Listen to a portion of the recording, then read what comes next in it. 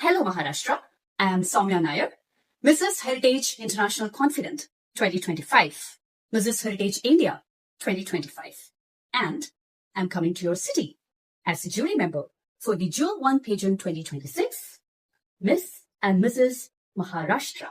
Your fashion sense, your confidence, your stage presence, we'll be witnessing it all live. If you're ready to prove yourself, to own the big stage, and to become Maharashtra's next queen, don't wait any longer. Register now and turn your dream into reality. Thank you.